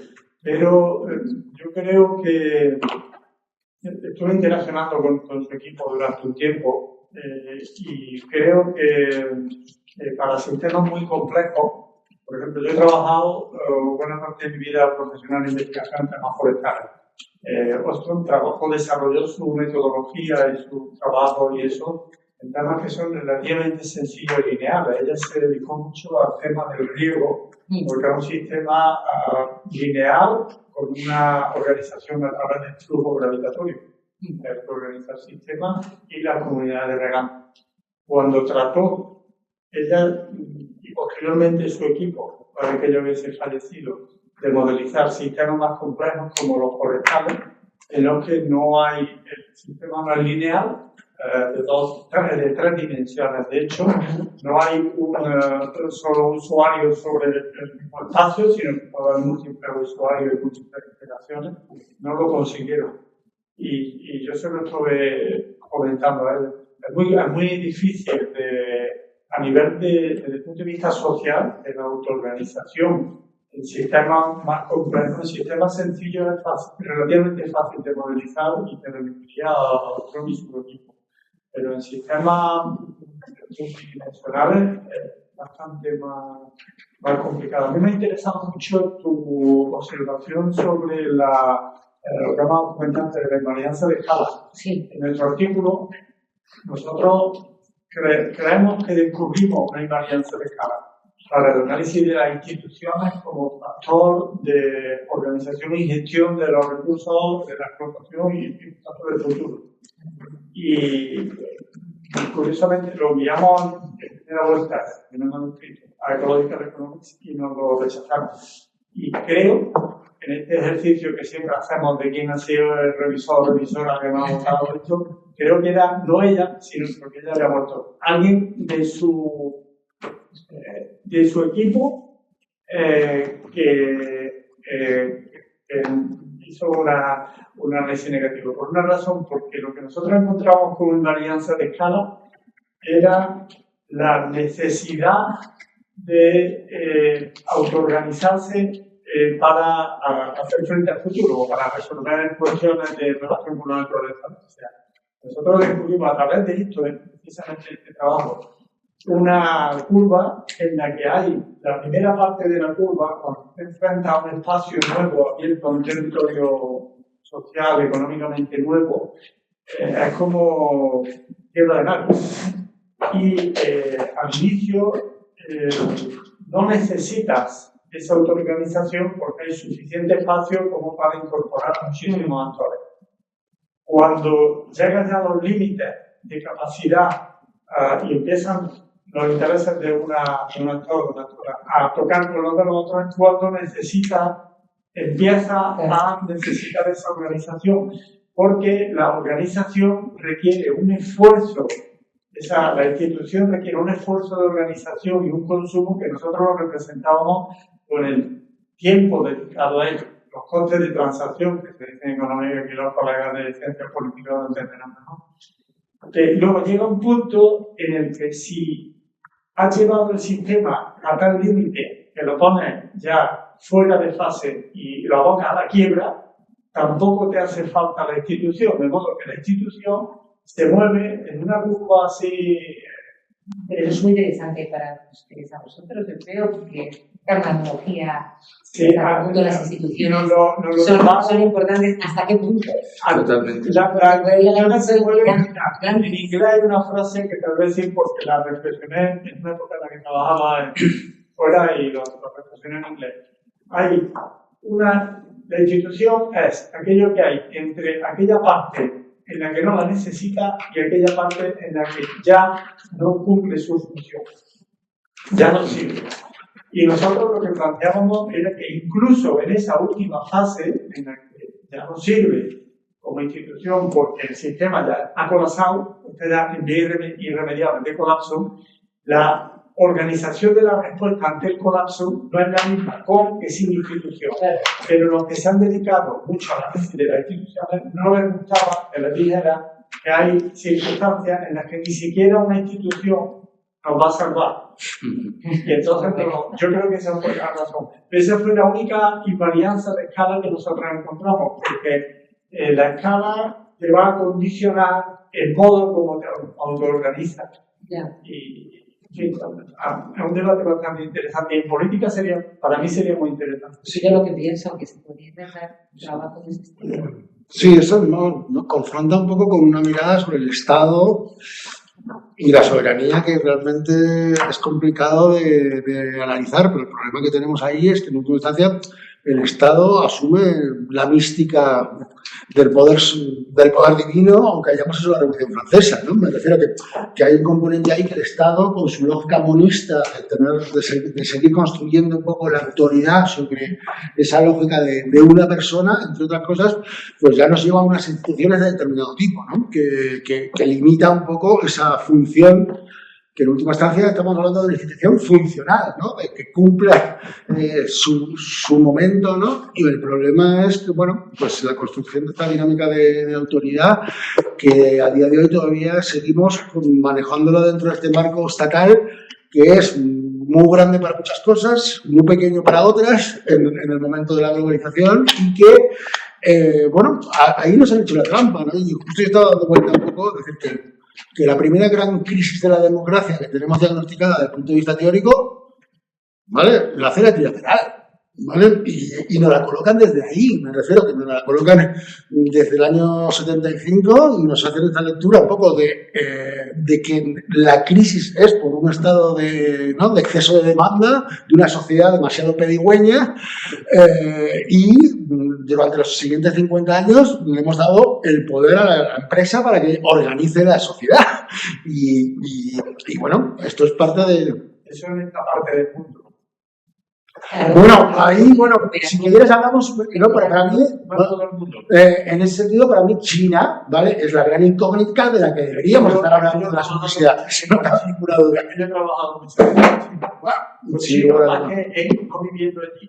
muchas veces he dirigido 2 tesis doctorales sobre temas forestales, es una ventana para ver el país. Joder. Y es otro par de cosas. Y no tenemos suficiente, nuestro discurso oficial, como llamarlo occidental, por entendernos, no tiene conceptos suficientes para entender lo que está pasando allí y fallamos. Y por eso nos atascamos entre erigirla en un pedestal que no tendría que estar erigida y denostarla como algo aberrante que tampoco tendría, porque tendríamos muchas cosas que aprender de ello. Y me voy a permitir recomendar un libro que para mí fue un libro que me abrió mucho la perspectiva. Yo ya he ido mucho por China, pero el libro ese me pareció fascinante. Es de un filósofo, ahora no lo digo, ¿dónde está el filósofo?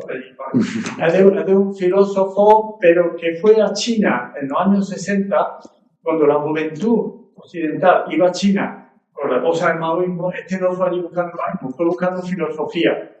Y se convirtió en un filósofo que manejaba la filosofía occidental, pero también la china, y en un filólogo, porque aprendió chino de joven y lo llevó a manejar con gran maestría. Entonces, ha escrito muchos libros. Como era François, bueno, te digo el título, no me da el nombre, que tiene un nombre. El título del libro es D'être à vivre, es del ser al vivir. Tratado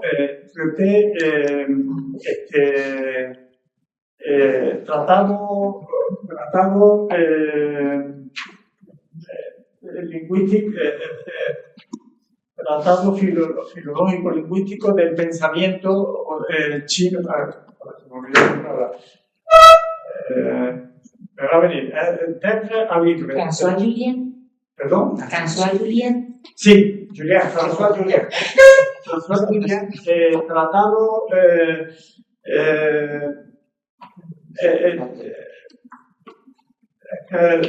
lingüístico, algo así, del pensamiento, de la comparación entre el pensamiento chino.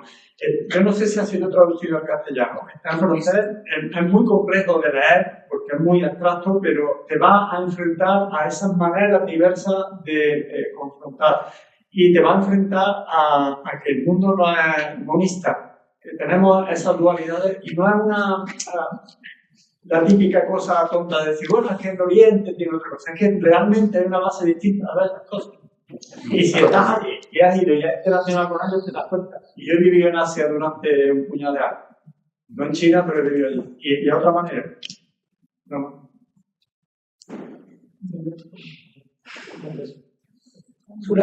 Digo por cerrar, son las 3, no sé si... Nos damos por alimentados intelectualmente, ¿no? O sea, quería terminar con una cosa que Ahora vamos a ir. no, tiene que ver un poco con una cosa importante, yo creo, también veníamos hablando. Claro, yo entiendo las críticas a la teoría de sistemas cuando se piensa que es uno, que no es todo y que ya no puedes mirar nada sin la teoría de sistemas.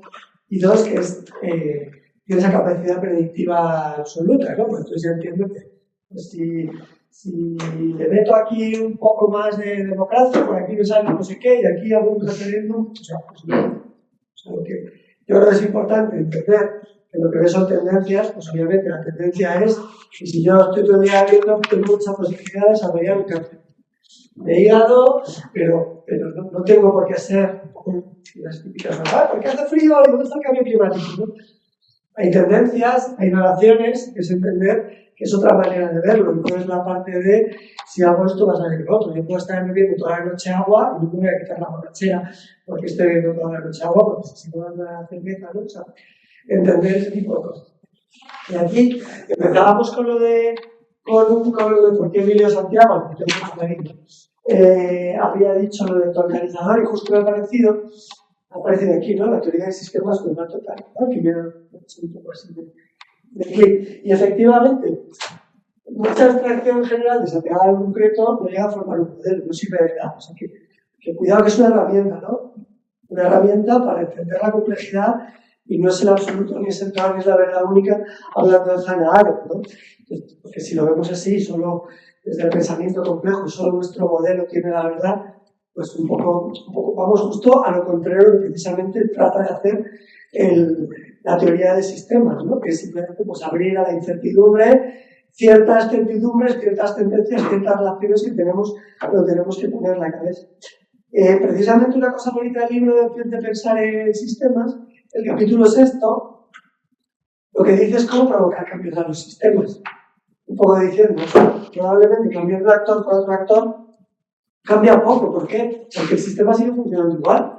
Entonces, aunque llegue una persona que de repente diga quiero cambiarlo todo, pues si el sistema tiene un objetivo, que es el crecimiento y el no sé qué, y el PIB y el PARA y tal, pues es que poco puedes hacer ahí, ¿no? Y entonces hablan de dónde incidir por orden, en escala, hacia realmente provocar cambios en los sistemas. Lo que menos incide es, aunque incide es, buscar nodos estratégicos. Pues el nodo estratégico, pues obviamente te interesa tener a alguien interesante, pues me da las subvenciones para tal cosa. Eso es un cambio, pero es un cambio más pequeño. Pero de repente están los cambios de paradigma. De 12 a 1, porque tiene 12 puntos de provocar cambios en los sistemas. El 1 es el cambio de paradigma, porque ahí ya haces que el modelo, en vez de estar orientado a crecer, ¿no? Aumentar el PIB, pues está orientado a otra cosa. Ahí ya de repente has provocado un cambio grande en el sistema, ¿no? Creo que ahí es interesante. Y por ejemplo, porque un subsistema, el sistema Tierra, es el capitalismo, que tiene un objetivo que no calza muy bien con el objetivo del sistema Tierra, que ahora mismo sería mantener la vida, porque busca un crecimiento a través de los recursos. Por eso está colapsando, porque parece que está mostrando ahora más resiliencia al capitalismo a veces que los modelos del sistema Tierra, que obviamente no puede crecer infinitamente. Entonces, bueno, yo creo que da una herramienta para que podamos debatir, entender la complejidad, trabajarla y utilizarla. No nos da la solución final ni pretende hacerlo. ¡Buah, qué buen cierre!